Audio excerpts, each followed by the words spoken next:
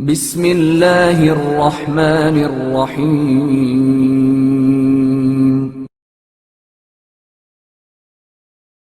امام محمد باقر علیہ السلام کی بردباری۔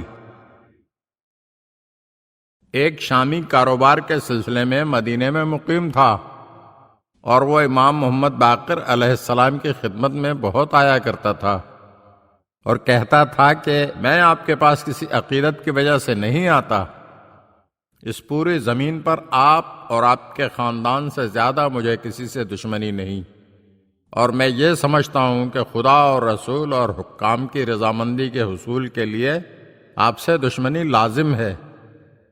میں آپ کے پاس صرف اس لیے آتا ہوں کہ آپ انتہائی فصیح و بلیغ شخص ہیں اور آپ علوم و فنون کا منبع و مرکز ہیں، علاوہ ازیں آپ اخلاق عالیہ کے مالک ہیں۔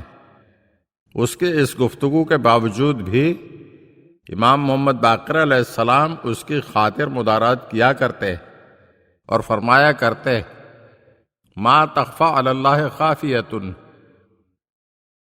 اللہ سے کوئی چیز مخفی نہیں ہے۔ چند دنوں کے بعد شامی بیمار ہو گیا اور اس کی بیماری میں شدت پیدا ہوتی گئی۔ ایک دن جب اس کی طبیعت سخت خراب ہوئی تو اس نے اپنے ایک دوست سے کہا کہ میرا آخری وقت آ چکا ہے، جب میں مر جاؤں تو مجھ پر کپڑا ڈال دینا اور امام محمد باقر علیہ السلام کے پاس جا کر ان سے میری نماز جنازہ کے لیے عرض کرنا اور انہیں یہ ضرور بتانا کہ متوفی نے خود اس کی خواہش کی ہے۔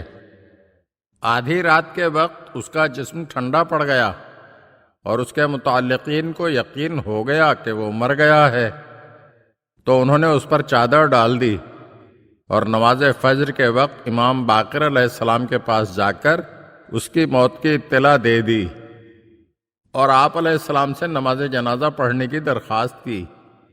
آپ علیہ السلام نے فرمایا، شامی ابھی مرا نہیں ہے، بات یہ ہے کہ شام کا علاقہ سرد ہے اور حجاز کی آب و ہوا گرم، میرے آنے تک اس کے جنازے کو گھر میں رہنے دو۔ پھر آپ علیہ السلام نے وضو کر کے 2 رکعت نماز ادا کی اور کافی دیر تک دعا میں مصروف رہے۔ ادھر سورج طلوع ہوا اور امام علیہ السلام مسجد سے باہر تشریف لائے اور اس شامی کے گھر پہنچے۔ گھر میں داخل ہو کر آپ نے اسے صدا دی تو اس نے آپ کو جواب دیا، لبیک ابن رسول اللہ، فرزند رسول میں حاضر ہوں۔ آپ علیہ السلام نے اسے تکیے کے سہارے بٹھایا اور ستو کا شربت پلایا۔ آپ نے اس کے اہل خانہ کو حکم دیا کہ مریض کو ٹھنڈی غذائیں کھلائیں۔ چند دنوں بعد شامی مکمل طور پر شفا یاب ہو گیا تو امام کی خدمت میں حاضر ہوا اور عرض کی کہ میں آپ سے تنہائی میں کچھ کہنا چاہتا ہوں۔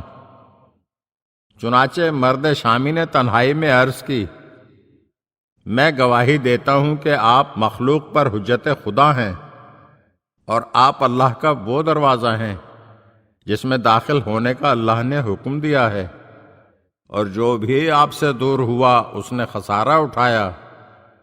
امام علیہ السلام نے شامی سے فرمایا، آج تم اپنے عقیدے کے برخلاف یہ کیا کہہ رہے ہو؟ شامی نے کہا، مولا، مجھے اپنی موت کے متعلق کوئی شک و شبہ نہیں ہے، میں نے واقعی موت کا ذائقہ چکھا تھا اور میری روح میرے بدن سے نکل گئی تھی۔ اسی اثنا میں ایک آواز مجھے سنائی دی کہ اس کی روح کو اس کے جسم میں واپس لوٹا دو۔ محمد ابن علی نے ہم سے اس کی واپسی کی درخواست کی ہے۔ اس کے بعد میں پھر زندہ ہو گیا۔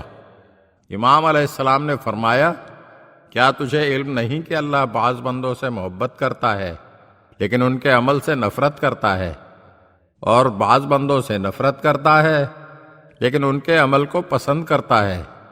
مقصد یہ تھا کہ خدا تجھے پسند نہیں کرتا تھا، لیکن تو ہم سے جو دوستی رکھتا تھا اللہ کو وہ دوستی پسند تھی، اللہ کو وہ دوستی پسند تھی، اللہ کو وہ دوستی پسند۔ اگر آپ ہمارے چینل کی نئی ویڈیوز دیکھنا چاہتے ہیں تو ہمارے چینل کو سبسکرائب کریں اور گھنٹی کے بٹن کو دبائیے تاکہ ہر آنے والی ویڈیو آپ کو جلد موصول ہو سکے۔ اور ہاں، لائک اور شیئر ضرور کیجیے اور اپنے قیمتی کمنٹ سے ہمیں آگاہ کیجیے۔